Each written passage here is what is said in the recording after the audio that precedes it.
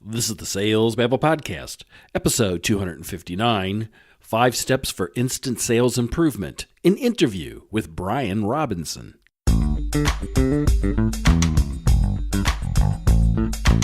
Welcome to Sales Babble, the podcast that shares selling secrets for non-sellers. And now your host, Pat Helmers. Hello, Sales Babblers. This is Pat Helmers. And today we meet Brian Robinson. He's a sales and marketing expert, coach, and author of the best-selling sales book, The Selling Formula, 5 Steps for Instant Sales Improvement. After working with many large companies, Brian decided to start his own business, and he wrote a book to help his sales folks be more successful in selling. In this episode, Brian shares that process he uses to train his sales staff for instant sales improvement. You're going to make sure and listen to this all the way through to the end because he has terrific scripts and example emails that you can use to make stale deals come alive. So, with no further ado, let's get to it.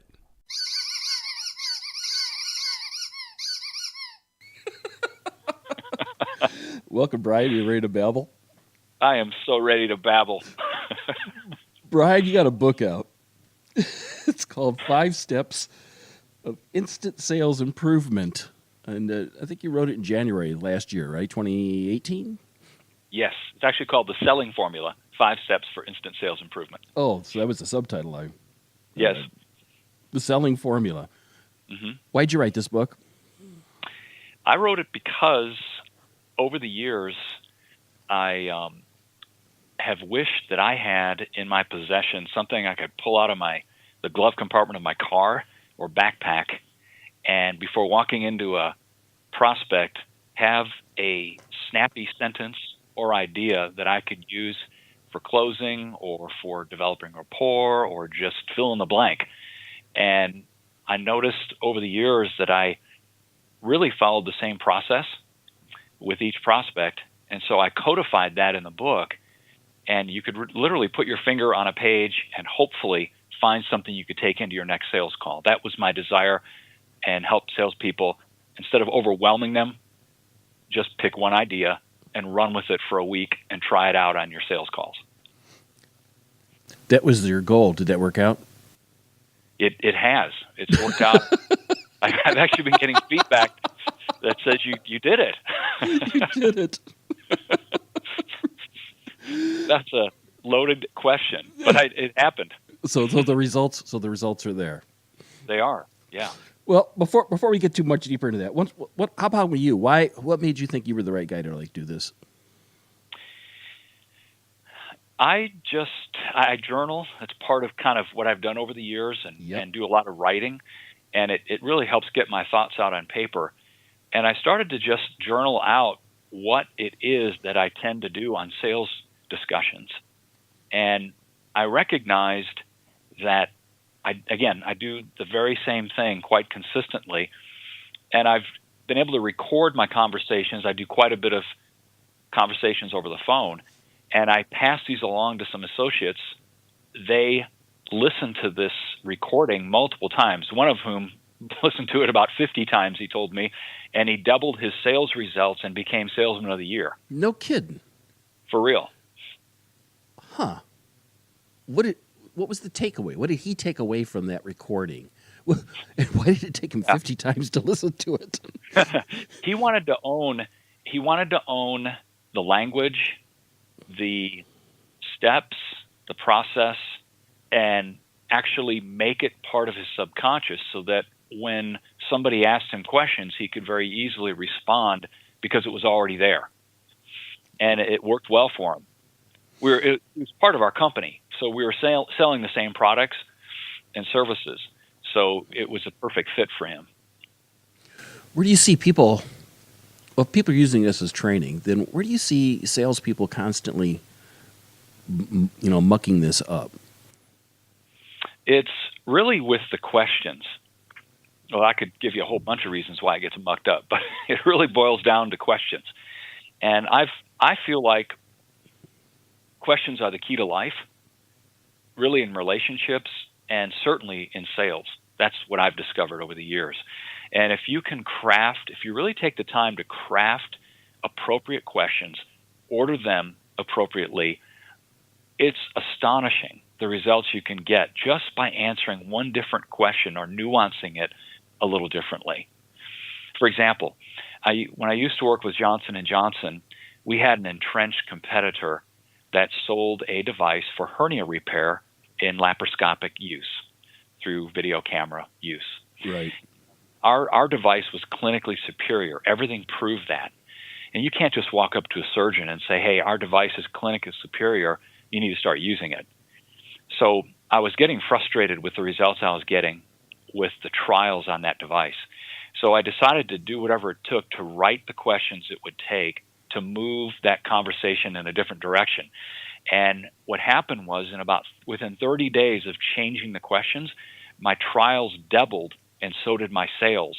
And then the word got out that this was actually working, this list of questions, and people started asking for it. And as I shared it, the same results occurred with other salespeople. You know, there's such mixed opinions about this. I have people on the podcast who are a strong believer in like kind of scripting this out, which is kind of where I'm placing these ideas of writing these questions. And there's some people saying, no, it's really about a mindset of really like being naturally curious. And if you just truly, genuinely listen, you'll know what to ask. How does a listener balance this when they're listening? One episode says this thing, and other episode says of that. How do you frame this, Brian? Yeah, that is a perfect question. I think that a good starting point is to have a framework and own a framework, and then curiosity is what's going to help drive that conversation in the direction it needs to go.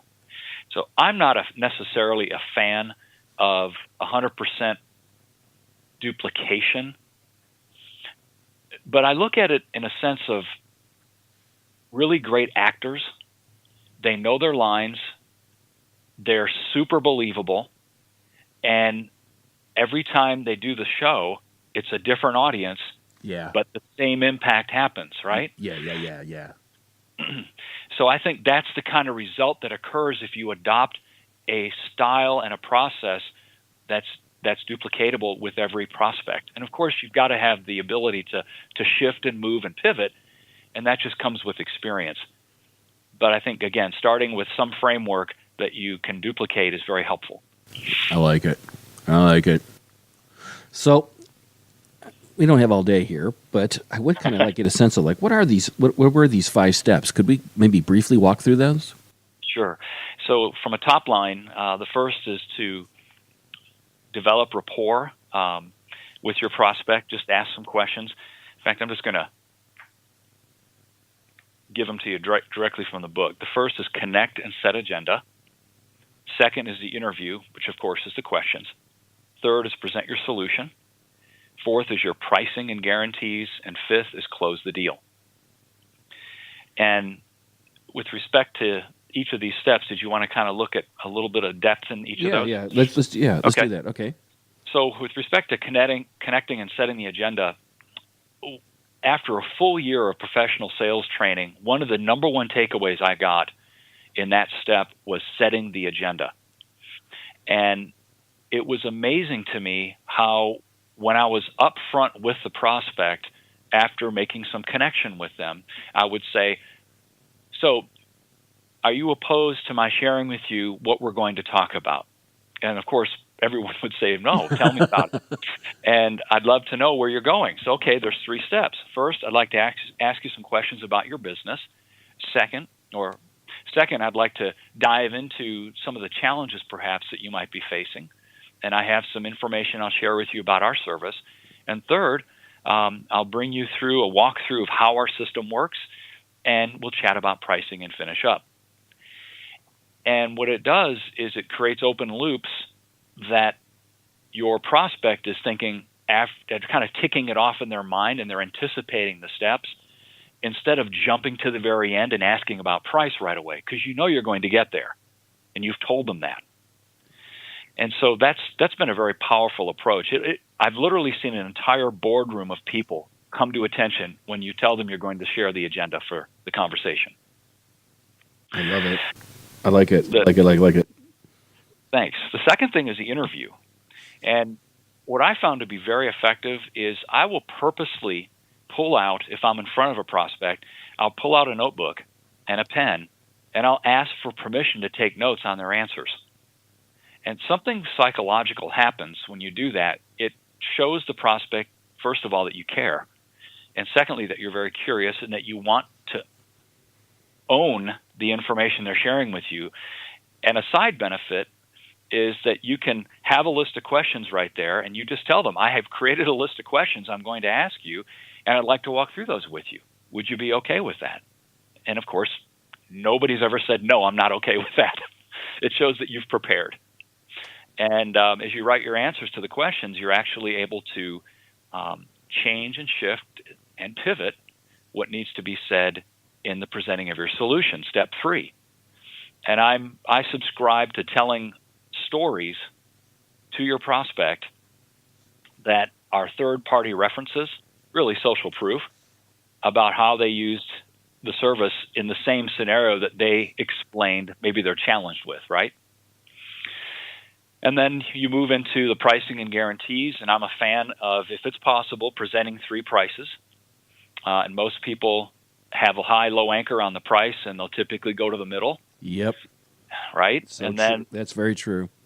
And then I always like to roll the guarantee into the price discussion to, pull the pressure, as it were, off of the buyer and put it on us.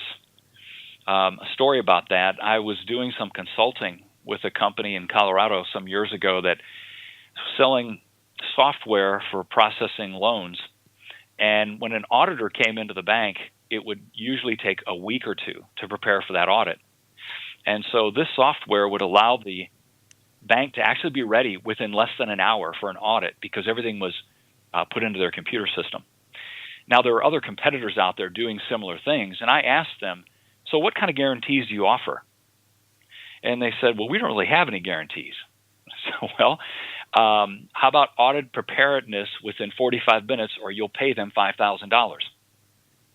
And all the other competitors could do the same thing, but they didn't offer those guarantees. So we created 4 guarantees.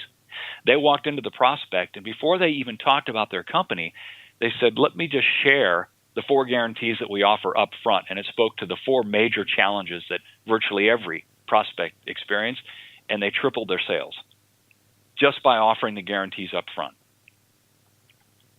And then the final point is closing. And some people look at that as some mystical, magical moment where the angels sing and the skies open and they throw the pen on the table and they hope they sign it in a trance, and then they run out of the office hoping that they don't wake up to realize they just signed a deal with you. Right. Right? But they know why you're there. And if you've done a good job, they're going to move forward in some form or fashion. You've set it all up, because you've done all this homework ahead of time. You've laid all this out ahead of time. There's no reason. By then, they know they're qualified. They know that they have or you may very actually come to the realization that they're not qualified. You don't have what they want. Indeed. Because during that interview, you come to this realization like, I've got the wrong person, or is this the wrong time for them? Mm-hmm. I think it all works out mutually if you do it right. It does. It does. And you've always kept that door open then for the future if it's just not appropriate timing right now. Yeah. What are we missing here? I think that one of the chapters in the book that's a lot of fun is the 10 most powerful selling phrases you should be using right now. And these are really great to use on a sales conversation. I'll just give you a couple of these. One is, would you be opposed? And I love that as a setup for a question because most people's inclination, Pat, as you know, is to say no. So when you use a negative like that, they have to say no to answer yes. So, for example, would you be opposed to us circling back with one another next Tuesday at 10 o'clock as a follow-up from our conversation? No, I wouldn't be opposed, which means yes. I'd like to meet with you. Another one is, I'm just curious. Ninja tactics. Give me a moment here to like chuckle, okay? It's really effective. Yes. It kind of breaks a lot of rules, but I see what you're. All right. Anyway, okay.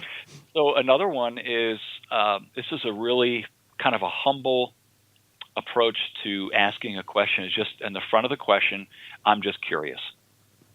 I'm just curious. Yes. Is there something that you're still uncomfortable with? Is there something that we could talk further about? That has just been a really powerful way to open a question, I found. Yeah, that's a good one. That's a good one. I use that one. What's another one? Let's do some more. Another one is, if I could, would you? And this works really well in a closing statement. So it sets it up to just ask for an opportunity. For example, Pat, if I could offer you some incentive, this is if somebody's hesitating, for example. If I could offer you some incentive to move now as opposed to later, would you be opposed to that? Well, you're not asking for them to make a move. You're asking them if they'd be open to just hearing about the incentive. And so if I could offer, okay, yeah, I'm open to that. Okay, if I could offer you free installation, could we move forward? If I could offer you whatever, would you move forward? And so it's really just asking permission to listen for the opportunity that you're presenting for some incentive right now. And I've had some people say, no, I wouldn't want to hear that. It doesn't matter what you offer me, Brian. We're not gonna make a decision right now. It's like, okay, that's fine. That's why I ask. These are great Jedi mind tricks. That's what one of my the best sales guys I ever had working for me. He was really good at these. Mm. They work. They do work because you're honoring them. You're asking permission. You're not pushing. Yeah. How about one more? Got one more, and then we'll leave the rest for the book. People don't. No, man, got to buy the book. I'm sorry. No. So another one is, I'm just going to pull one out of here. I should know these off the top of my head, right? I wrote a book about. No, life's too hard. Here's another phrase. With your permission. This is great for setting up a follow-on appointment or actually setting an initial appointment. With your permission, I'd like to go ahead and set a time up for us to get together next Tuesday at 10 o'clock. Yes. And back to the whole deference and appreciation. Yes, this is everything my guy did. He was always about that, with permission. Mm-hmm. Yes. Yeah. It works well with emails as well. Yeah, very powerful. Mm-hmm. Yeah. Like I learned one the other day for LinkedIn, if you're thinking of somebody on LinkedIn, that the right way to request is, would you be open to connecting? Mm-hmm. Mm-hmm. Not I'd love to connect. Would you be open to connecting? And they actually done some A/B testing on it, and it's a much higher rate of connecting. Mm-hmm. I could see that. Yeah. This is really good stuff. Thank you. There's one more here that people tend to deal with a lot, and that's a prospect who's now ignoring you. Well, sure, that never happens. But I'm just going to share Sadly, this anyway. That's too often for Pat. Oh, my goodness. So I found an email template that has actually given me, Pat, about an 80% response rate to people that have completely stopped responding. And the subject line is the first name, so Pat, and then, is it dead or alive? Dear Pat, I've attempted to connect with you via phone and email, and unfortunately haven't received any response. So I'm just curious, is it dead or alive? Thanks for letting me know one way or another if you would like me to make any further contact, or if I should go ahead and close your file. Either way, I look forward to the courtesy of your reply. Best regards. And there's something about closing somebody's file and making it's over that lights. I've had people that haven't responded in 30 days or more. They'll respond within a minute or two. So they're reading your email, dang it. They're just not responding. So this has actually brought life back to conversations that were completely dead. Interesting. So, all right. Well, I like the word courtesy too. Mm-hmm. I'd like that was in the email. So, is this how often do these conversations come back alive? Is it like 50-50, or do you get people saying no, it's dead, and then that's it? Well, the response rate to the email is about 70-80%, and then generally speaking, about 50% will still have some life. It just fell off their radar, and they were too embarrassed to say it. And Yes. the other 50% are, it's over. Yes. Just didn't have they don't say this, but I just didn't have the courage to tell you. Yes. Which is all you really want. You don't want to bug people who don't want to be bugged either. You want to move on. But you're Yes. like, you want to make sure you're giving it your due diligence, that you've done your follow-up 8 times. Yeah. And then you have these folks on a hope list, and you need to get rid of your hope list. It's a great story about this. I have a friend who was in the insurance industry, and he was very frustrated with the lack of response he was getting from his prospects. So he made a decision. He was going to quit the insurance industry, and he was going to call through everybody on his hope list and ask them if it was over. So he wasn't even trying to get a sale. He was just trying to close his books out. And what happened is, because he asked that question, he actually hit his quota for the month. And then he wound up becoming the number one salesman in that organization. And there's something something very powerful in that reverse psychology. It's like becoming completely unattached to the outcome, and that somehow worked magically in his favor, right? Wow. Yeah. Wow. It's very Buddhist. Unattached to the outcome. Mm-hmm. I love it. All about process, not results. I like it. Brian, how can people find you online? You can go to thesellingformula.com. You can pick up the book on Amazon, The Selling Formula, and then I have the first 3 chapters of the book I'd like to give away to your listeners if they'd like. From the Audible book, just go to Brian Robinson Book, BrianRobinson book.com, and you can download the first 3 chapters for free. And you read that, right? It's read by me. Yeah, terrific. Yeah, that sounds great. Would you be opposed to coming on Sales Babble again? I'd love to. I would. Thanks for asking. And I love the way you use that. Yes, I'd be opposed. As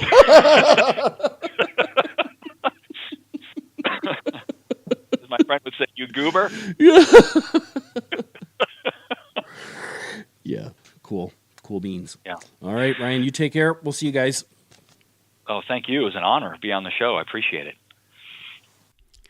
Wasn't that a great interview? Isn't he terrific? And how lucky are we that he agreed to come back on to Sales Babble? I'm sure he has much to share with us. I am excited to get him back in the studio. Now, Brian shared an awful lot of scripts and an awful lot of lines that he uses in order to be very persuasive when selling with people, and I have taken the time and the energy to type them all up and then place those in the show notes. So if you go to www.salesbabble.com/259, you can find those scripts and start using them today. Now, if you found this podcast useful and helpful, please take a moment and share it with your colleagues. I'm sure they would find it interesting too. That's how you grow a podcast, is through word of mouth. And if you got a question or a comment, don't hesitate to reach out and chat with me. Each week, I've got Sales Babble listeners reaching out to me and asking a question, and it's been really fun chatting with them. Usually, you can find me on LinkedIn really easy. You can send me an email. So if you got a question or a comment, don't hesitate to reach out and ask. That's all I've got for this week. Until next week, take care and have a highly successful and profitable selling day.D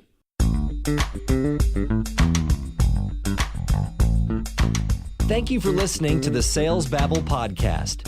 Find us at www.salesbabble.com.